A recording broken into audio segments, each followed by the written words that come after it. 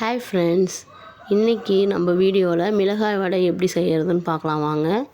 அதுக்கு 1 டம்ளர் பச்சரிசி, அதே டம்ளரில் துவரம்பருப்பு எடுத்துக்கோங்க 1 டம்ளர். ரெண்டுத்தையும் 1.5 மணி நேரம் நல்லா ஊற வச்சு எடுத்துக்கோங்க.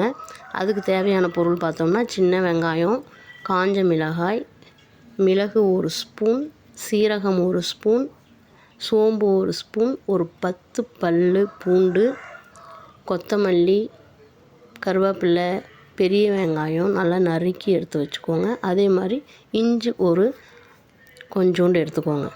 இந்த கட் பண்ணி வச்ச எல்லா பொருளையும் சேர்த்து கொரப்பாக அரைச்சிட்டு வந்துடுங்க.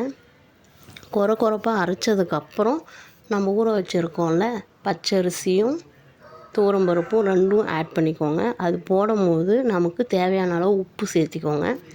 அதில் ஒரு டிப்ஸ் பார்த்திங்கன்னா 1 ஸ்பூன் பொட்டுக்கடலை ஆட் பண்ணிக்கோங்க.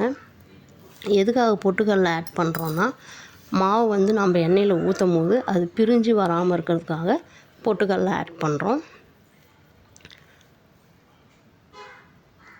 இது எல்லாத்தையும் நல்லா அரைச்சி எடுத்து வந்துடுங்க.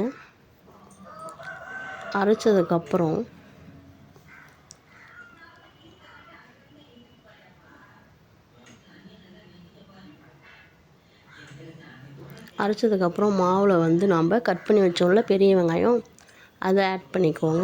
கொத்தமல்லி இலையை ஆட் பண்ணிக்கோங்க. கருவேப்பிலை ஆட் பண்ணிக்கோங்க. அதுக்கு தேவையான அளவு வாட்டர் மிக்ஸ் பண்ணிக்கோங்க.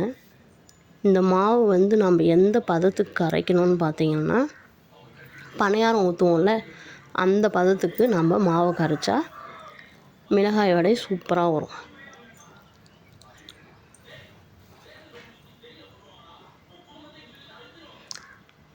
அதுக்கு முன்னாடியே நம்ம எண்ணெய் நல்லா காய வச்சிட்டோம். எண்ணெய் நல்லா காஞ்சதுக்கப்புறம் ஒரு சட்னி கரண்டி எடுத்துக்கோங்க.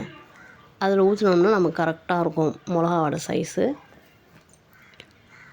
மிக்ஸ் பண்ண வச்ச மாவு அதில் எடுத்து ஊற்றுங்க. பாருங்கள், நல்ல அந்த மாவோட கன்சிஸ்டன்சி கரெக்டாக கரைச்சதுனால அது ஊற்றதும் வெந்ததுமே மேலேயே வந்துடும். அதுக்கப்புறம் அதை திருப்பி விட்டு நல்லா வேக வச்சு எடுத்துக்கலாம். மிளகா வடை நல்லா வேகணும். வடை பார்த்திங்கன்னா நல்லா சைட்லலாம் கிறிஸ்பியாகவும் சென்டரில் நல்லா சாஃப்டாகவும் நல்லா வந்திருந்தது. காரம் உப்பு எல்லாமே கரெக்டாக இருந்தது. நான் போட்ட அளவே போட்டு செஞ்சு பாருங்கள், சூப்பராக இருக்கும். வேறு எதுவுமே நம்ம எக்ஸ்ட்ரா ஆட் பண்ணவே தேவையில்லை. எல்லாமே எனக்கு கரெக்டாக இருந்தது. பாருங்கள், வடை சூப்பராக இருந்தது. நீங்களும் இதே மாதிரி செஞ்சு பாருங்கள். செஞ்சு பார்த்துட்டு டேஸ்ட் எப்படி இருந்தது எனக்கு கமெண்ட் பண்ணுங்கள் ஃப்ரெண்ட்ஸ். அப்படியே ஒரு லைக் கொடுங்க. தேங்க்ஸ் ஃபார் வாட்சிங்.